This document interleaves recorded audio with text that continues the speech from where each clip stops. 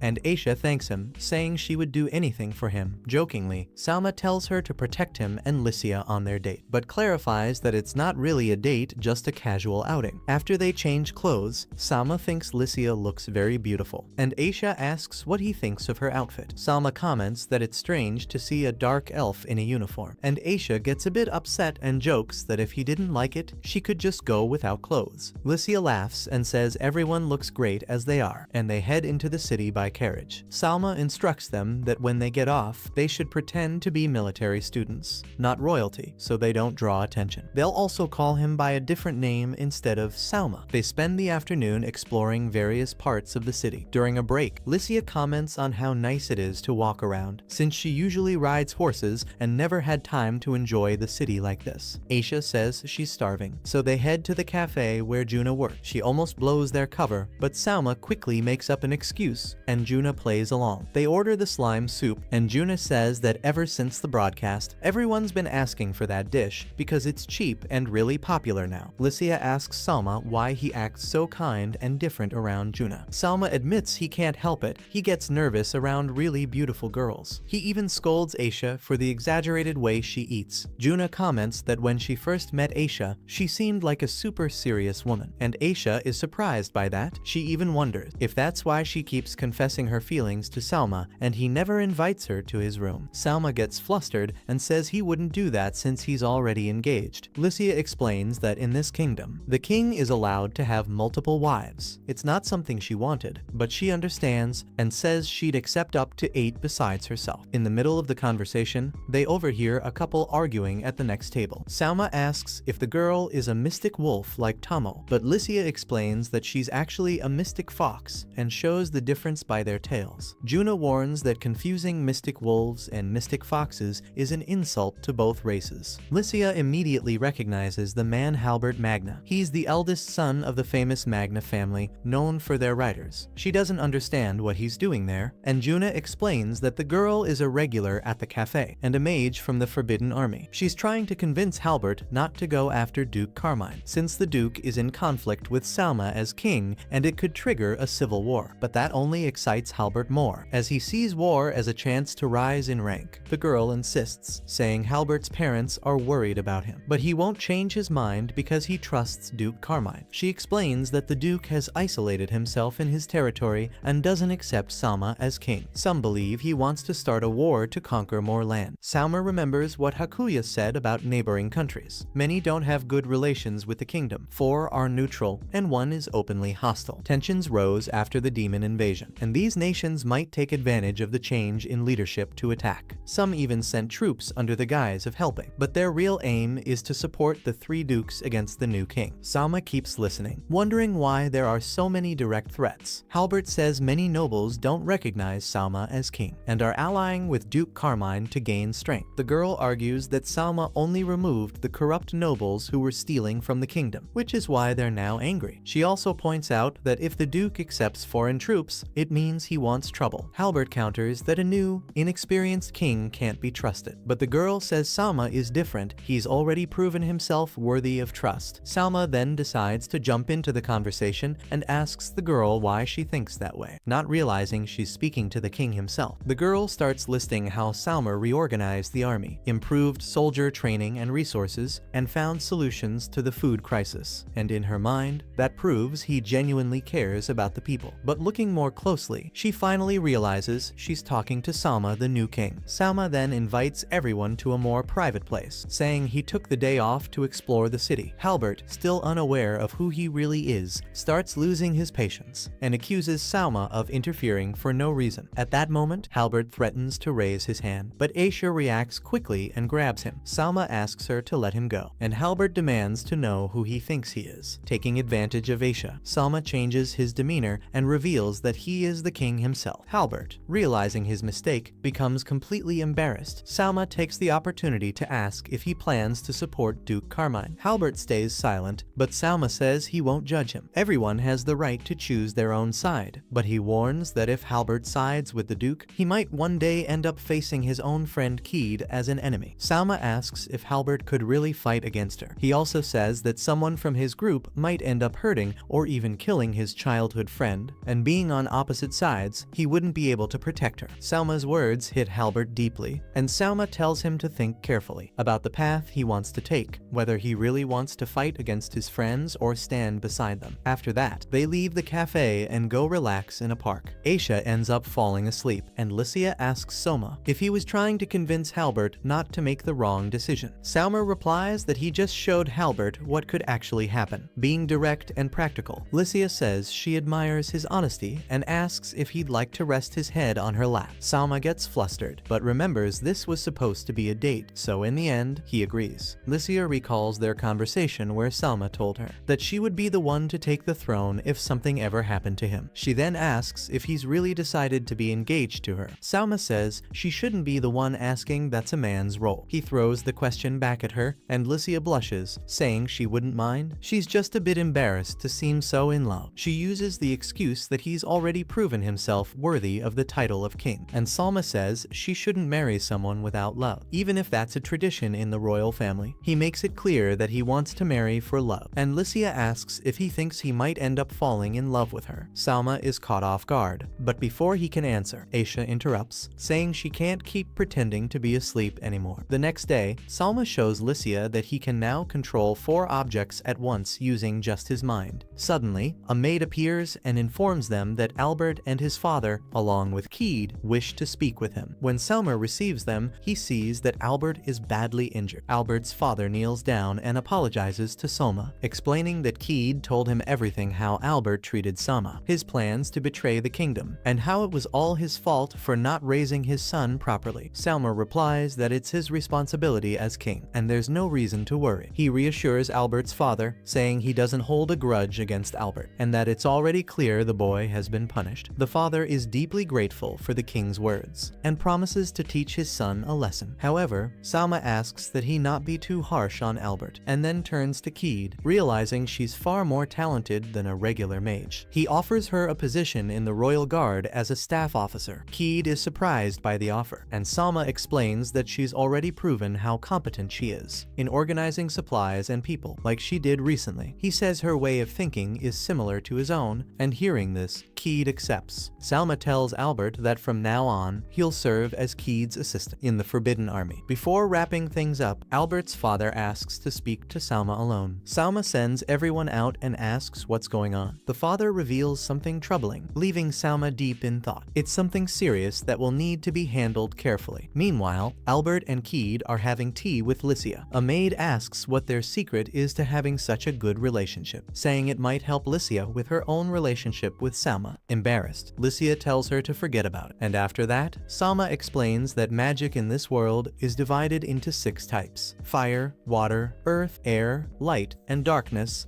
The first 4 are used mostly for offensive spells, while light is more for healing magic. Darkness is different. It includes all kinds of magic that don't fit the other categories. It's also possible to enchant weapons with magic, like Licia demonstrated during training. Some mages are so powerful they can create magic out of nothing. Depending on their talent, every mage specializes differently. For example, those who use earth magic belong to the king's secret army. Selma himself specializes in dark magic, which has no defined category. After that, Selma uses magic to create a kind of puppet, like a helper. He sends the puppet to a guild to recruit a team of adventurers. At first, the group is hesitant, but they accept because of the recommendations. They begin exploring tunnels and end up facing many monsters. Selma's puppet proves its strength, using magic to defeat all the enemies. After walking for a while, the group comes across a giant salamander. Everyone panics. They've never faced a creature that size before. The leader tries to attack with his sword,